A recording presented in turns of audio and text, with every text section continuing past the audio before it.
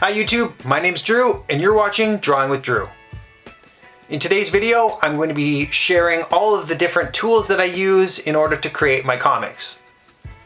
Now every artist is different, everybody else has something that they like or they prefer, and often I use different things from time to time, but there are some things that I constantly go back to. My number one useful tool is my iPad. I come back to this every time if I'm going to do anything digital.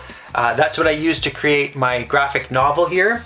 I'll talk about which model this is and everything else in a different video, but I use my iPad. I use the program Procreate, which everyone who knows anything about art uses pretty much. It's a pretty standard, really amazing universal program. But let's move over to markers, pencils, and all that kind of stuff. Also, I'm going to just mention I'm going to be using my GoPro Hero 3 Plus from my 2012 to show you the downward view. So if it's not great footage, I apologize, but that's the best I've got right now.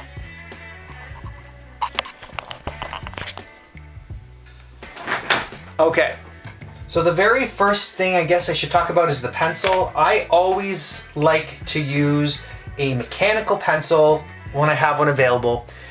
It's something that seems counterintuitive, or as a kid, I was always told not to use this to draw with, but you always have a fine point of graphite here, so it's always sharp. I would prefer this over other things because the other thing is dull. But if you don't have one of those, then I always keep a sharp pencil. I think it's just an HB pencil. And I like to have a nice eraser on here that is supple. You know, it's not a hard eraser, and it doesn't smear things when you go to erase it. The next thing I use sometimes, not all the time, is I just have a Bic fine line marker, or yeah, I guess it's a fine liner. And it's great for just, very fine lines. A lot of people use microns. Microns are great too, a little more expensive. Now, I guess I should start with my other two favorite pens. These are Tombow. These are the WSBH 150 series, or WSBS series. They're calligraphy pens, and they are just excellent for doing inking. A new marker that I just added to my inventory here that I haven't used in the past for too long, but probably for the last 6 months, is this Tombow ABT water-based brush marker. And it says N15. And on one end, it's got a nice thick brush marker. You can get nice, big, thick lines, and you can also get thinner lines. Not super thin, but still pretty thin. It's nice, a nice rich black. And the other end has kind of more of a marker thing, but you know what? You can get really thin lines with it, even though it's kind of bulbous and round. You get really nice thin lines with it. And I use this a lot too. So aside from just my reseller Rick's Revenge comic that I published, I also created a book just while I was sitting in front of the TV called The White Rabbit. And I got this idea from when I was sitting on the plane. I was just heading out west and I was just doodling on the barf bag. So I just created these characters here. And then when I got home, I thought, you know what, I'll just turn this into a comic. And it just morphed into a 47-page comic about this rabbit who poops golden turds. So I used this marker primarily for it. It's great for when you want to outline something. Some of them I did, this was again in front of the TV, so it's not my best work, but using the Bic, I did a lot of the thinner lines. I also got in here to use the Tombow calligraphy pen on some of it. And then when I wanted the thicker lines or outline, I would use this brush, and I would get, especially for the dividing the comic pages. Now, if you notice here, they're not perfect, and I didn't really care. I just, most of the time, people don't care about that kind of thing. If you self-publish this, it just adds to the kind of uniqueness. And I also like the fact that it's not perfect, because then you know that a human made it and it's not AI. And the last thing that I use, well, I wouldn't say I use these all the time, because most of the time I don't end up coloring stuff. I just doodle and sketch. But I do like alcohol-based markers. Now there's tons of ones that you can choose from. These are some of these are Touch Lakai, or Lakai, I don't know how to pronounce that. And some of these are Artist Series alcohol-based markers. And my wife just gave me these Copics. I've never used a Copic, if you can believe it, because they're just so expensive. But anyway, she gave me these for my birthday recently. I have not opened those up yet. I will eventually here. So let's just do a little sketch and I'll show you each one of these tools that I use and how they work. I have no idea what I'm going to sketch. I'm just going to do a character's face perhaps.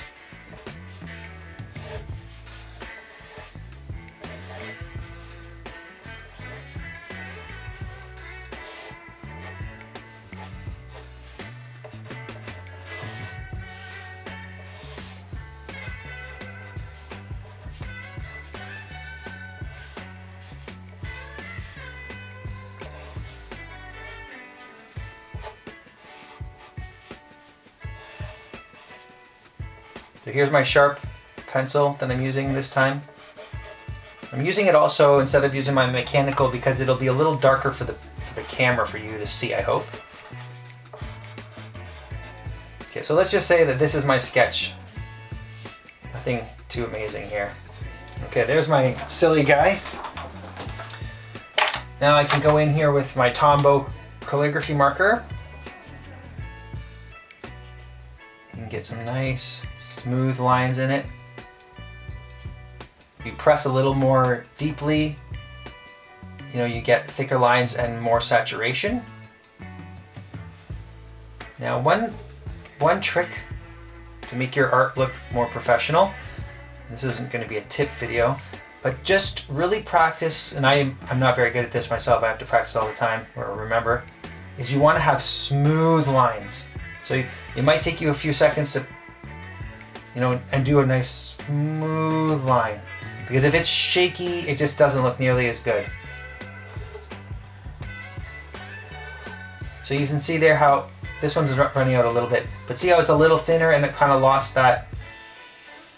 So you got it a little slower, I lost the saturation.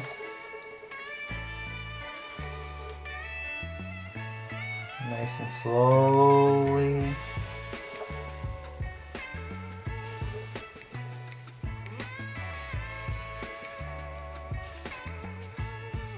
I'm just going to change his teeth to make him like huge teeth.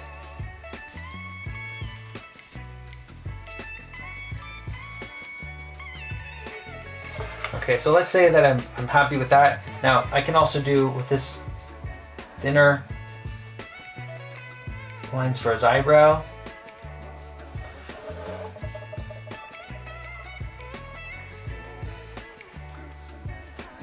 Now with the Bic, for example, being much finer, you could come in here and do some shading with it, some cross hatching.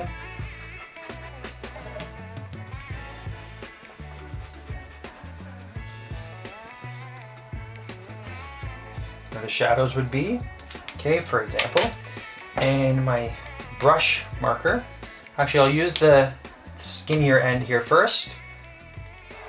Just give you an idea of how well it works.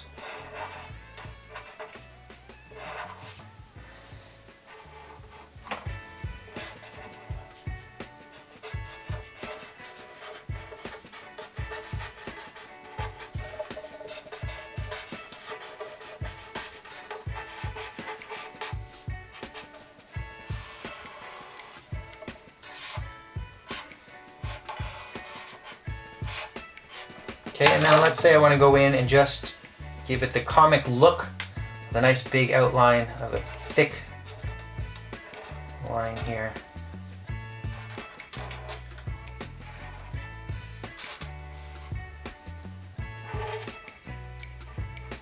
Now you can either do part of it to show that the shadows, or you can do the whole thing.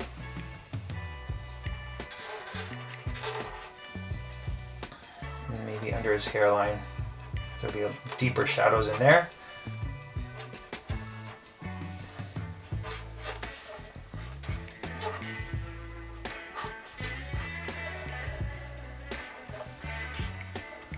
And that's it. Just show you a little blending with the markers. So let's say I use this kind of a blush color.